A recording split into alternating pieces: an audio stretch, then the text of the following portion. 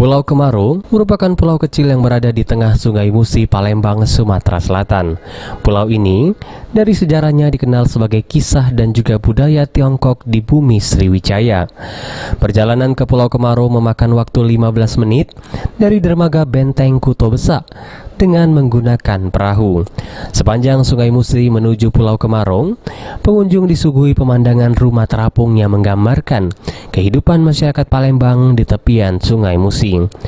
Memasuki Pulau Kemaro, kelenteng Hok Ching Bio menyambut pengunjung, dan bangunan ini masih tergolong baru, yakni 57 tahun, dan tentunya masih digunakan saat perayaan Imlek dan juga Cap Gome.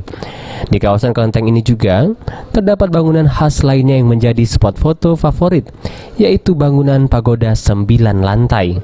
Pagoda ini didirikan pada tahun 2006.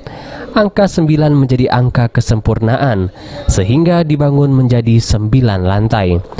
Menurut juru kunci pagoda, tidak boleh sembarang masuk ke dalam pagoda 9 lantai ini demi menjaga keindahan. Sejarahnya sebenarnya nggak ada 9 lantai.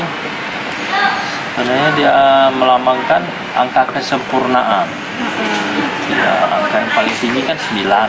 Oh gitu. Iya. Terus dibangun dulu tahun berapa? Tahun 2006. Emang Selesainya tahun 2009. Dulu nggak ada itu. Rawa-rawa hanya dibangun untuk supaya daya tarik wisatawan aja. sebagai daya tarik.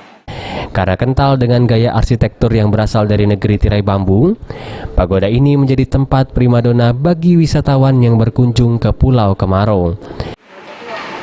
Pelajaran dari sekolah, bahas tentang sejarah sini, jadi pengen deh datang ke sini. Ada yang menarik nggak dari tempat wisata ini? Menarik dari kisah-kisahnya. Sejarahnya ya? Di lokasi ini, ada juga pohon cinta yang berada di belakang pagoda, dan mitosnya pohon ini dijadikan simbol cinta sejati antara dua budaya berbeda yang menggambarkan kisah cinta Putri Fatima dari Kerajaan Sriwijaya dan juga Tan Bun An, pangeran dari negeri Tiongkok. Tim Liputan PAL TV.